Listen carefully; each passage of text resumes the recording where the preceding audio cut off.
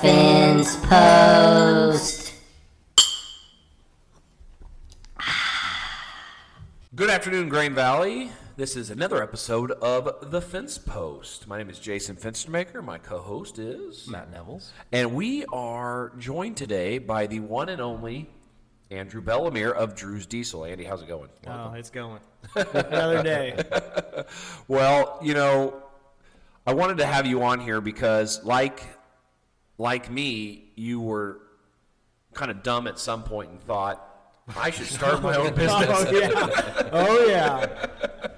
So what you don't, if you're not familiar with Andy here, he's Drew of Drew's Diesel Repair, located at Bush Drive. Bush Drive. What's the address? 1101. 1101 Bush Drive, right across from Dell's Power Sports, right? Yep. So kind of similar building, and that is your second official building? Third official building? Third official building. So Andy actually lives out by me, and one thing you don't know, Matt, is Andy, we thought had a used car lot. Yeah. Because when you drive by Andy's house, there would be so many cars. No, so many. So you thought he was running a second business at his house? No, for tax purposes, we're not admitting to anything like that. There's no second business. No second business. It's just a hobby. It's just a hobby. That's right. A hobby's okay. And so, you know, I know we talked all that time. You know, you were working for other people, and you were constantly busy. So what kind of gave you the confidence? You know, because I get asked all the time. You know, why'd you go for business for yourself? And obviously mine's a little bit different because I'm not actively working here. Yeah. You are actively doing. Oh yeah, I actively did 2 oil changes a day, and Yeah. So what kind of made you think I want to go in business for myself? I thought it was a good idea years ago. I'm a people person and stuff, but I really, when I got fired from my last job, little backstory is my last job before I started my business. My good buddy of mine, Joe Sievert with I-70 Auto Service, he came to me and said, Andy, what's your goals in life? Because you have a big family and stuff. So what we went over, I was like, hey, one of these days I want to open my own repair shop. He said, okay. He said, come work for me for 2 years. I'll tell you everything you need to know. Everything, if you want to see something or whatever, you know, you can see it. And on my second anniversary, he literally fired me. And at that time, we had 4 kids. Grayson was 4 months old. And he knew I was doing side work because he lives in Oak Grove, so he drove by my house all the time and then he fired me, and I was like, I didn't know what to do. I literally had a panic moment, and next thing you know, my toolbox was heading home, and the rest is history. And so kind of born out of necessity. You were in a position where you just had to. It was literally like. So he told you that. My question is, he told you that. Did you not believe him? I didn't believe him one bit. I didn't. So he never warned you, hey, second anniversary is coming up, Andy. No, it was literally, yeah, and it was actually right after that. Was it right after that? Oh no, it was before that. I must say I did like an 18-day Disney drive. Yeah, I've done that a few times. And so you, gosh, what year would that have been that you started that first shop? It was June of 2016. All right, June of 2016. You're jobless now.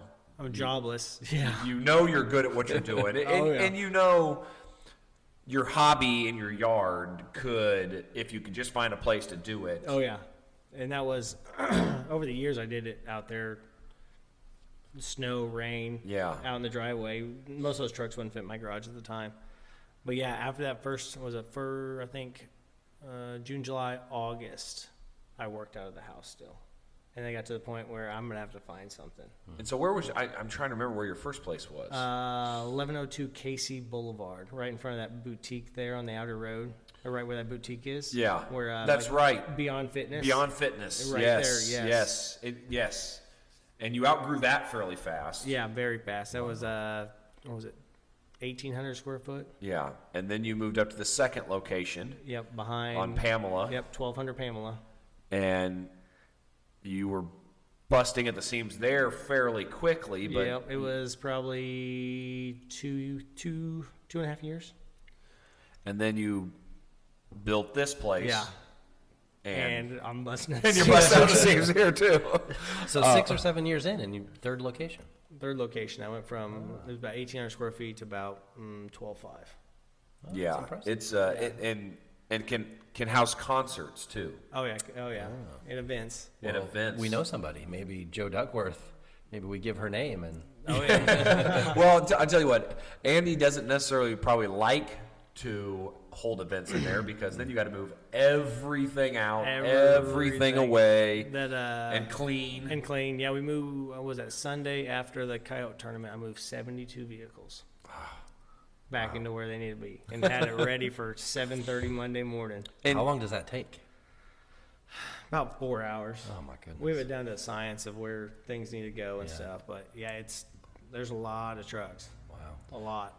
you know, people ask, at times, why'd you open, but what do you like most about owning your own business? And for me, once again, I don't work at Iron Kettle full time. I have a staff that I trust, and knowing I created something or I helped create something that is giving somebody else employment and doing something for somebody else really energizes me, and really that's what I really like about it. I know you have a good staff. Oh yeah. And you It's a have great staff. how many people working for you currently?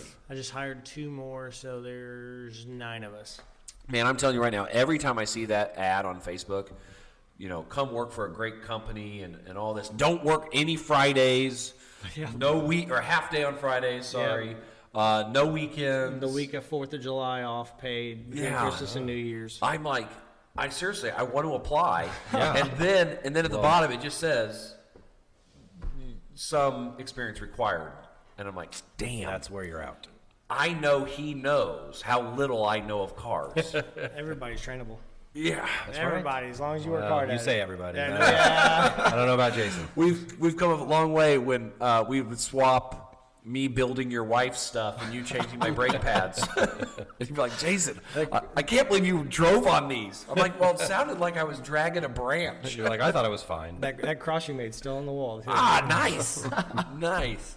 Yeah, unfortunately, our wives get together and used to go to First Fridays down at the West Bottoms. They'd come back with ideas.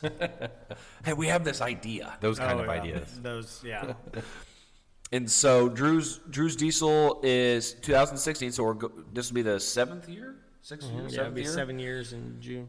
7 years, and it hasn't quite been a year at this new location, right? Yeah, just over. November 20th was the November 20th was a year. That's right. year. That's right. I knew I was there for the inauguration. Or Yeah. Oh, yeah, whatever. when it was super clean. Yeah. Yeah, there's actually a game you can play. Andy doesn't know about it, but it's find the Iron Kettle stickers throughout his place. He had some people, some Dell's guys, and Mark Murphy, our friend. I was handing out stickers at his opening, Yeah. and They're all over the place. and so they said, "Can we go put them places?" And he said, "Yeah, we can put them where we want." And I couldn't even tell you how many are out there or where they're at. Around every corner. They're everywhere. And so that's kind of what it's about. So we kind of went up to where you're at now. Is there any what's your future plans? Man, I really have I have half the building right now. And there's another half. And it's just, I just need to find, right now, parts availability. There's like a lot of those trucks in there is, I could be waiting up to a year on just one simple part.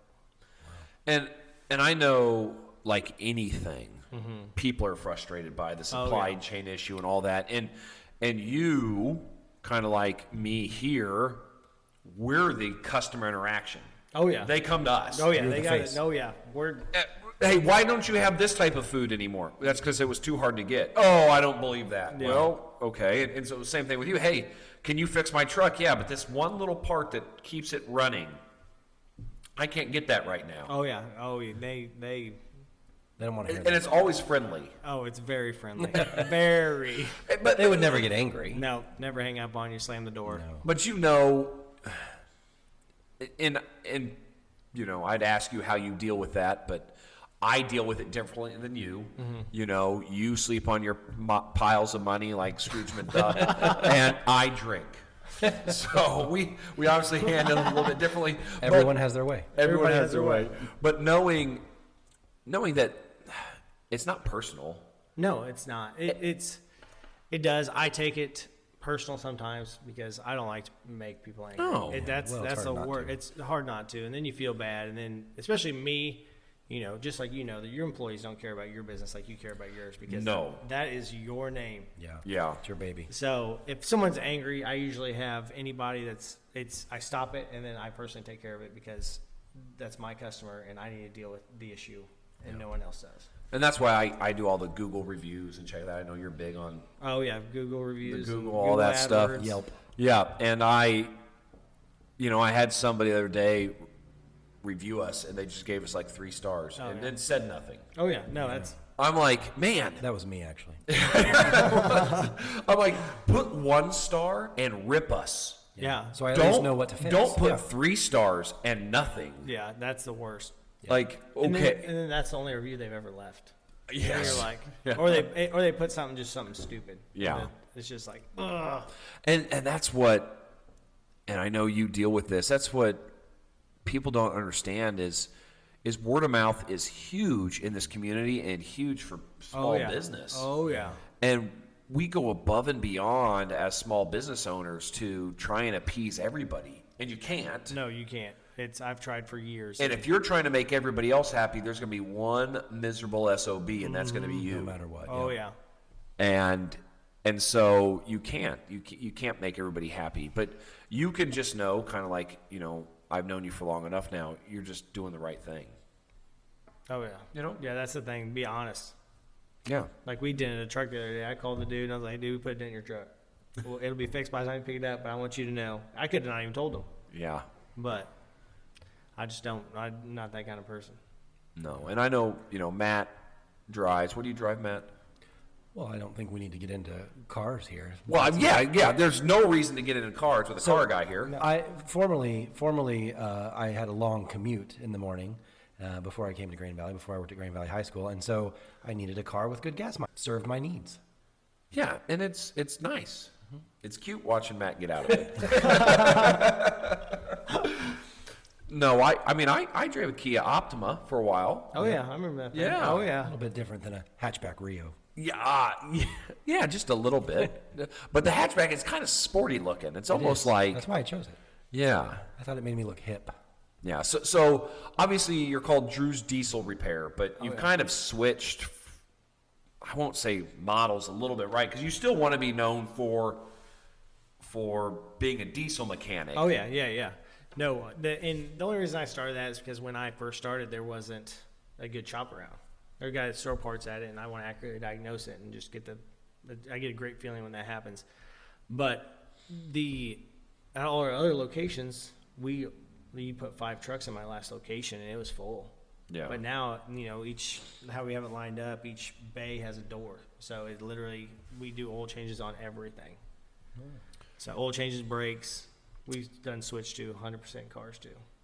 Yeah, and so if you're watching this and you're like, well, I don't have a diesel car, it doesn't matter. I take my vehicles to Drew for everything except tires. Tires. I do not do tires. That's one thing you cannot compete with Sam's Club, Costco, Walmart, NTB. There's the amount of tires they sell, it's not even worth it. Yeah. Well, plus, like we know here and storage.